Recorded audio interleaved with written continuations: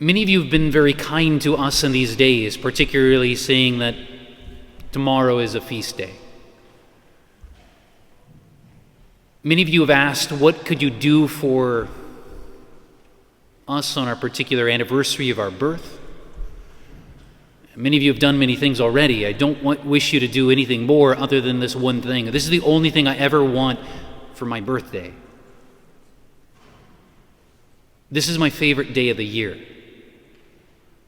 All Souls Day, Day of the Dead, Dia de los Muertos, is because this is the day where we get to pray for the souls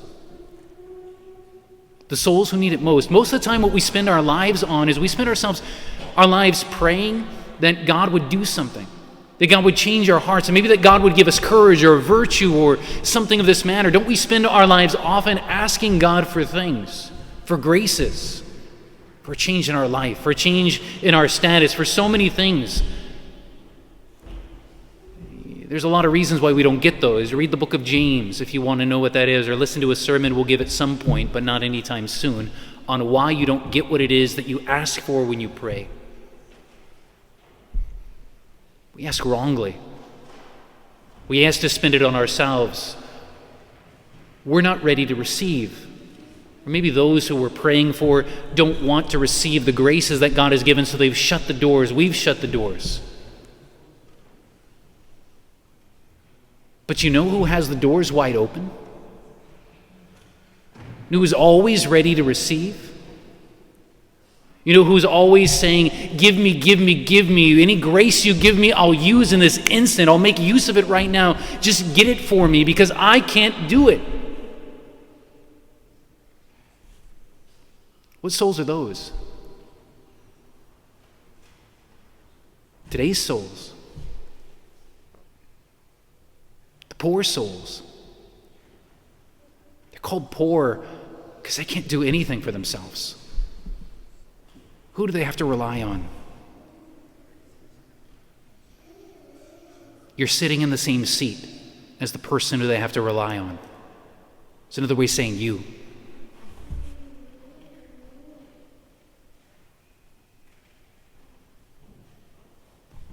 So today is a very good day. It's the best of all days.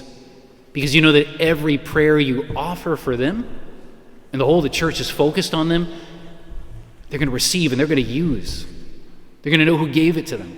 We're going to talk all about that, God willing, this whole month. We speak about this a lot. In the offertory prayer, what does it say? Some words. Well, we'll get to those in a moment too. Go to the cemetery and pray. That's what I want for a present for me. Get the souls out. Earn an indulgence every day. There are 7 more indulgences that you can earn. Stop by a cemetery on the way out. If you're at home and watching this at some sort of point, hey, go ahead and just pray where you are. If you can't physically make it to it and morally be there present, the church opens wide the doors of graces during these days. Don't leave a soul behind. Even if you missed a day already, you make it up now. Make it up now. Indulgences for the poor souls.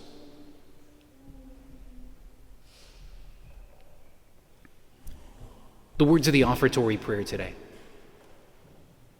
It begins, O Lord Jesus Christ, King of glory, deliver the souls of all the faithful departed from the pains of hell and the deep pit.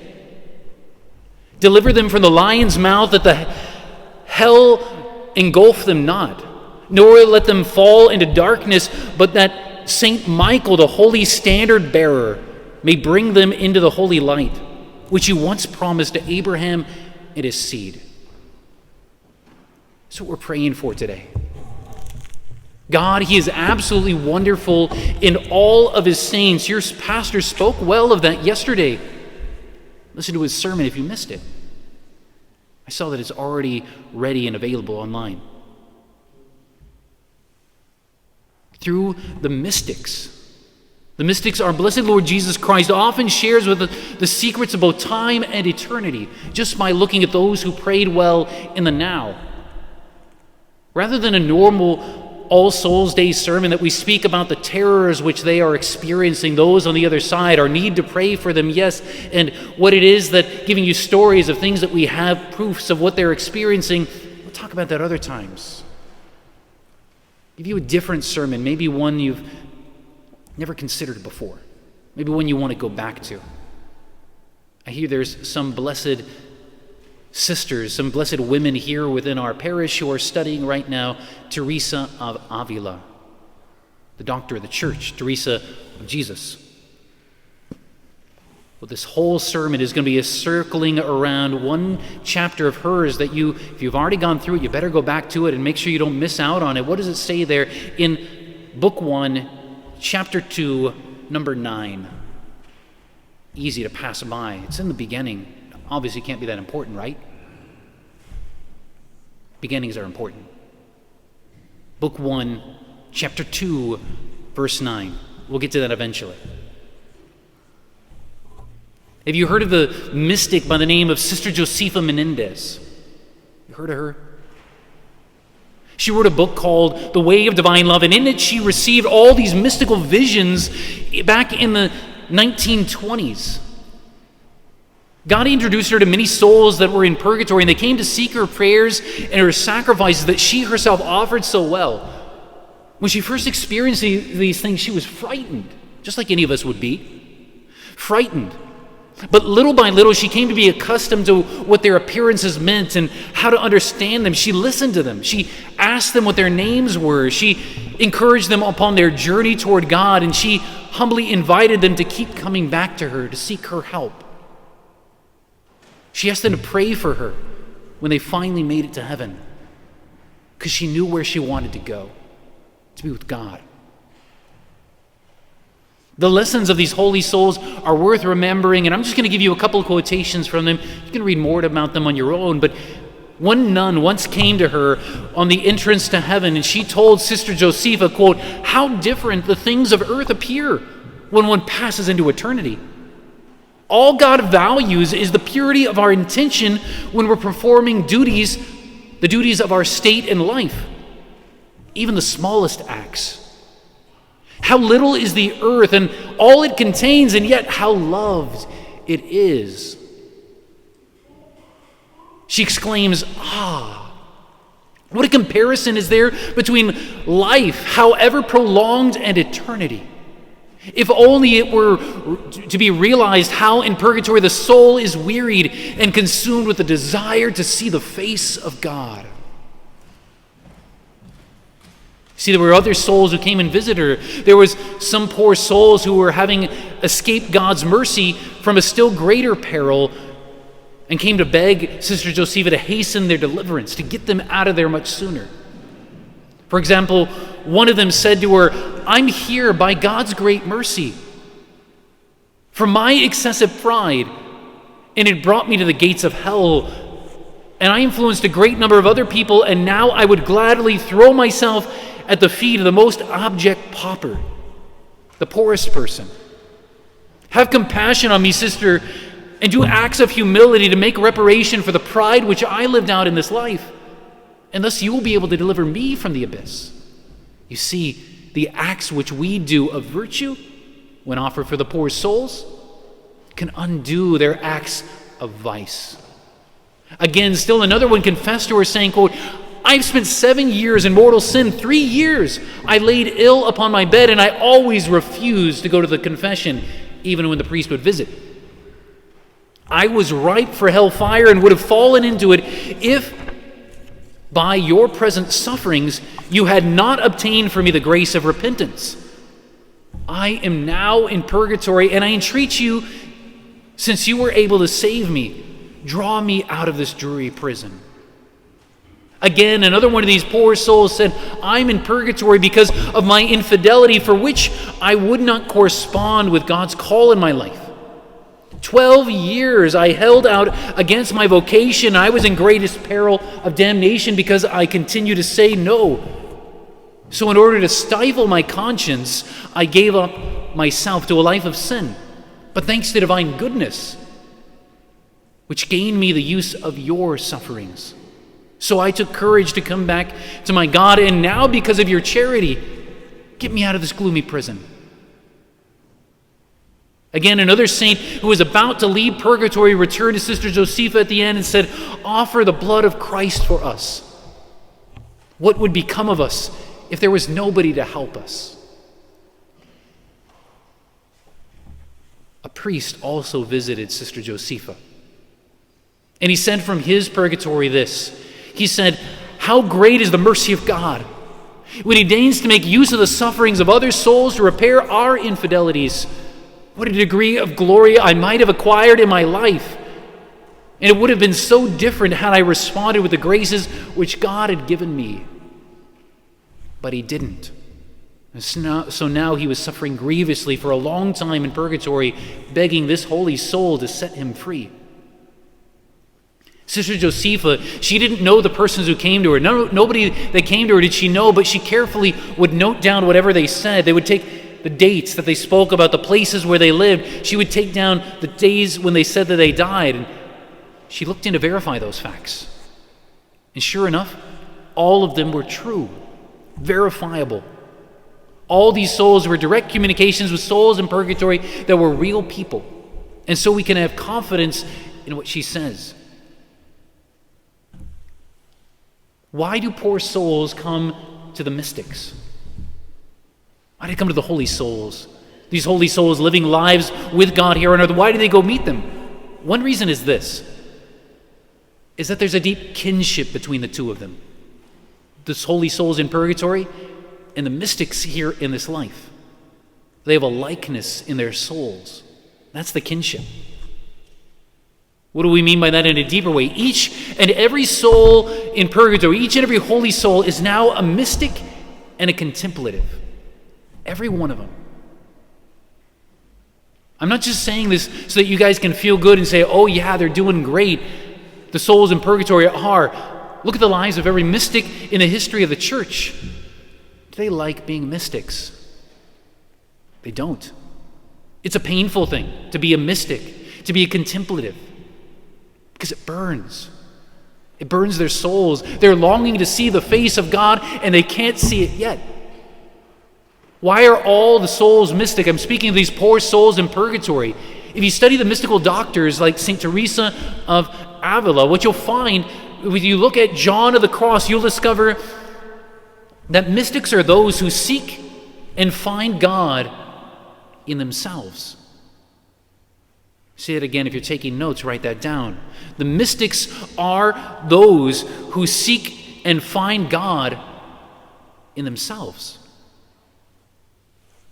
The great mystic St. Teresa of Avila, she explained it with a question. She says, "Are we seeking ourselves in God, or are we seeking God in ourselves?" This is that quotation from Interior Castle, Book 1, Chapter 2, paragraph number 9. Are you seeking God in yourself? Or are you seeking yourself in God? The two couldn't be more different from each other, even though they seem like they're similar on the surface. We as sinful men, from the moment that we're born into this world, we begin life seeking ourselves in God. This is a selfish desire that has the goal of only coming to find ourselves. We want to arrive at looking better at ourselves. But as the saying goes, a man who's wrapped up in himself makes a very small package indeed.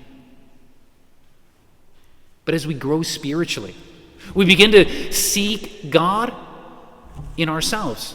This is the quest which has the goal of finding God through our human experiences. God is the point of our spiritual quest, not us.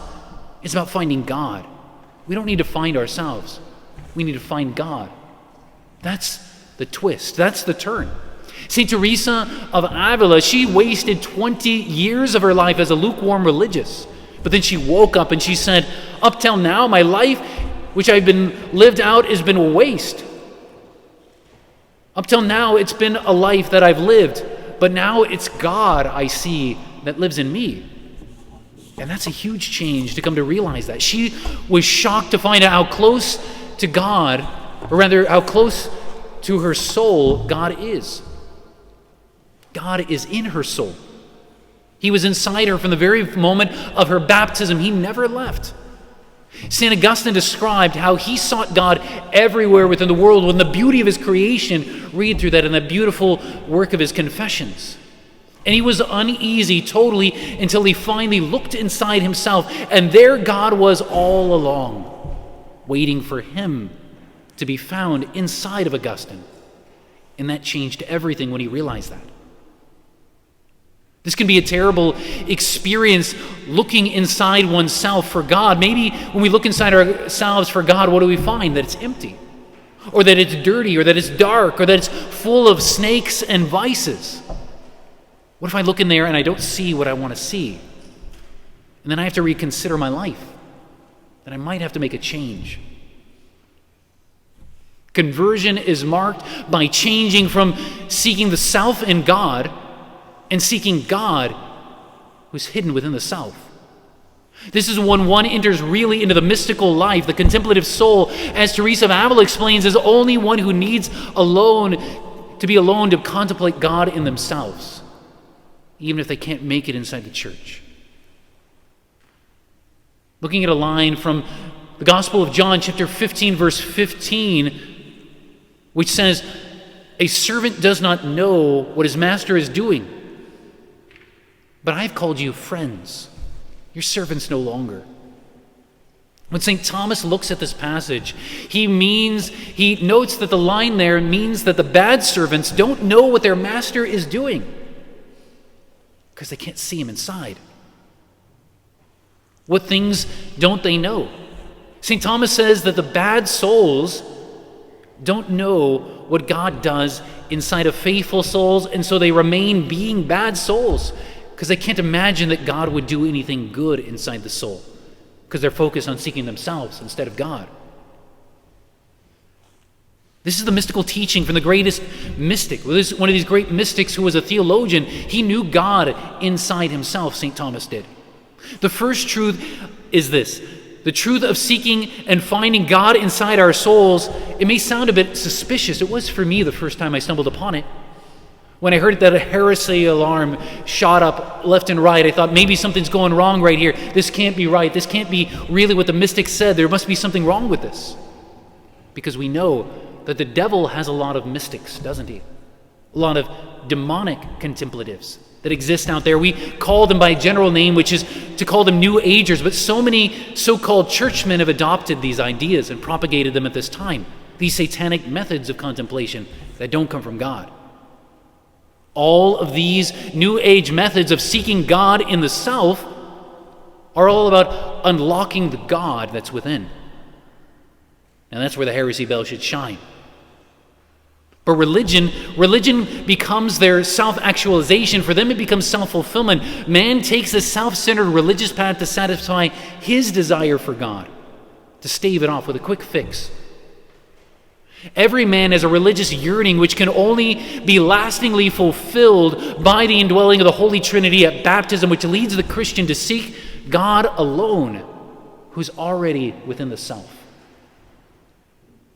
Do you remember reading about the trial of Joan of Arc? Remember the difficulties that she went through? So to trip her up, she was asked a question. They said, "Well, Joan, are you in a state of grace? Or are you really in mortal sin?" They wanted to find a way to burn her at the stake. They found the way eventually. But what did she say? To prove that this simple peasant girl was really listening to God, she gave an answer which nobody could give, not even a theologian well. She turned up and she said, "Well, if I am in a state of grace, may God keep me there. And if I'm not, may He bring me back so that I may be put there." That's what each of us should say. The spiritual principle is that God uses these trials that we're put in life. They're called purgative ways. These intense struggles and interior and exterior sufferings to help us, the servants of Christ, to begin to detach, to pull away from all the passing things of this world so that the soul only seeks God within himself. We learn to love God for being God, instead of loving the good things, the consolations, what Teresa of Avila says, los gustos, the good things that He gives. He wants to be loved for Him, for Himself. This errant attachment has to be purged out of our souls, burnt away, so that we can seek only God in ourselves, instead of fulfilling our desires with a fix of those things that make us feel good about God. And so that's why so many goodly souls enter into convents or join monasteries, seek out a religious life, like so many of you are called to enter into if you would have the courage to say yes. They want to pull away from the material world, which so easily distracts us from seeking and finding God where He's already located, in the cell of the soul. They seek a silence, a solitude where God can really be found and known. It may seem like we've gone a little bit far afield, but we'll get back to purgatory now. What's purgatory? You see, once we die in the state of grace, we find God in all of His perfection. Nothing will prohibit us from seeing Him in our own souls, not face to face perfectly from the very first moment which we enter in. That's a gradual thing. That's what heaven is. But we will see Him because we will be in the state of grace. We will see Him through faith, where He is inside of us, where He was all along. Our intellects will be perfected, that is to say, rectified. We will know Him in ourselves. So purgatory's mystics know God as all mystics do, through themselves and in themselves.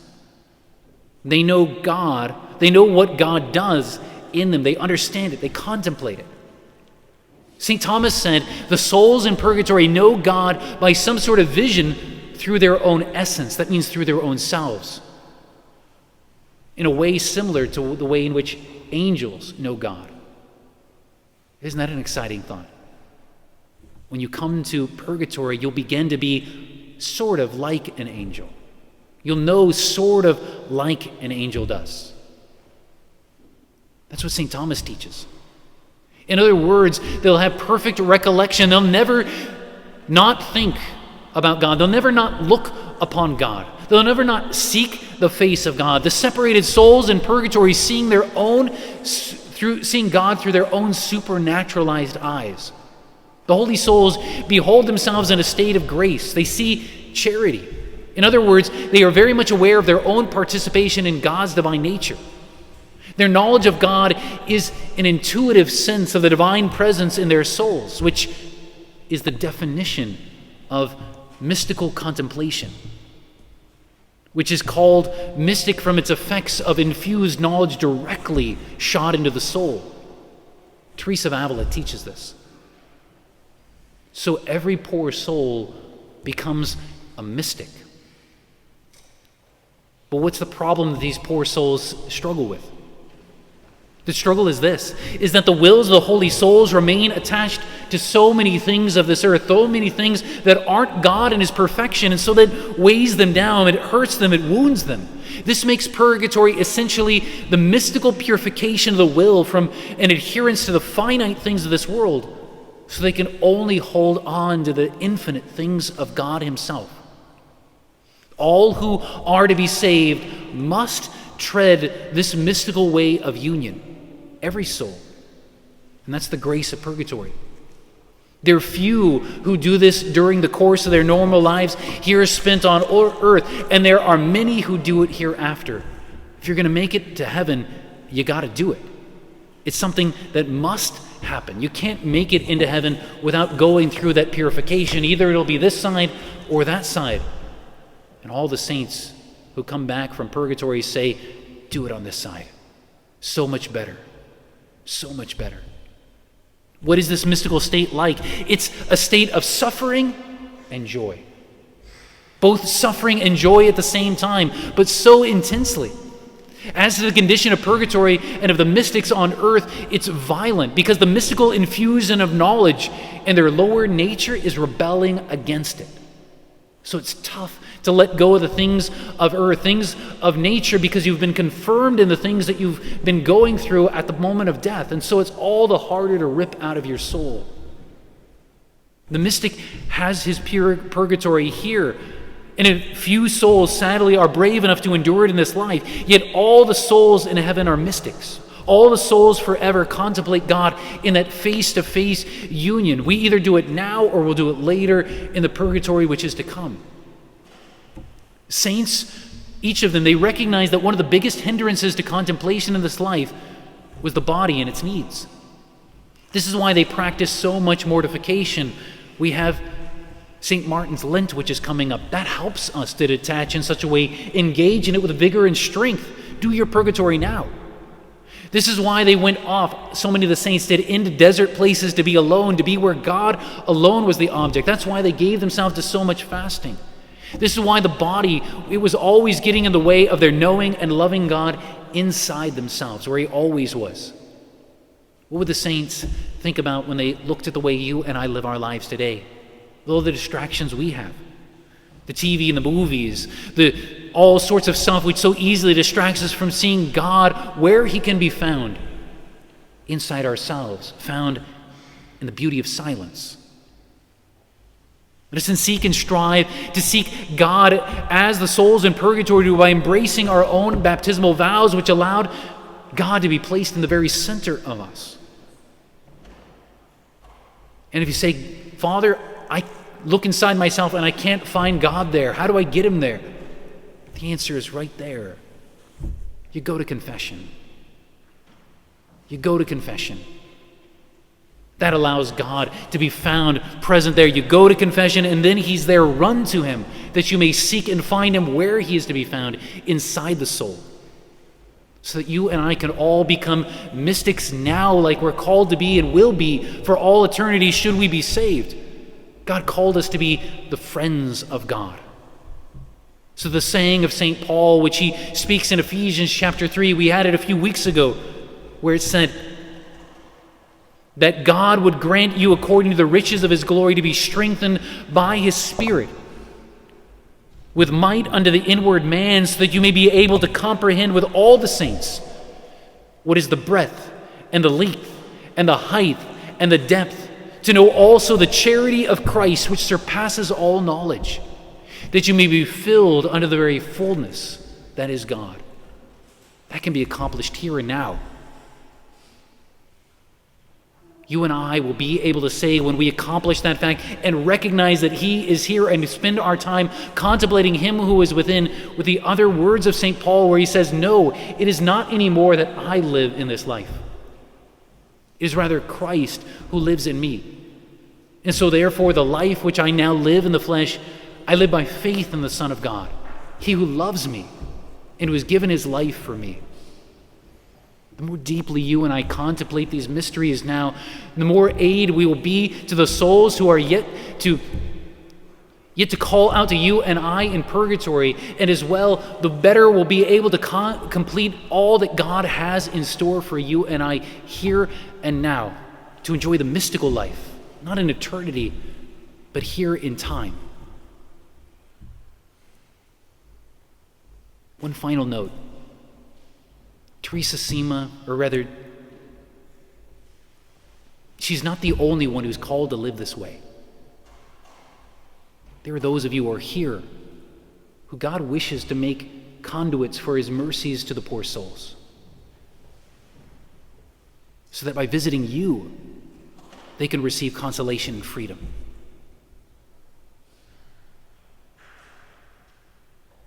Don't be afraid to say yes to that vocation.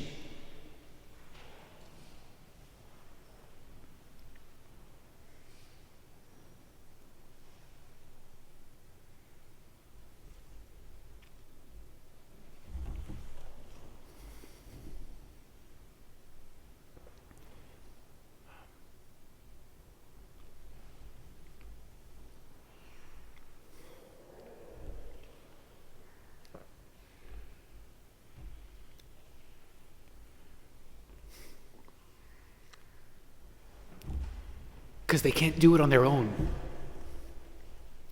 It's only you and I who can do them for now. These are hungry souls.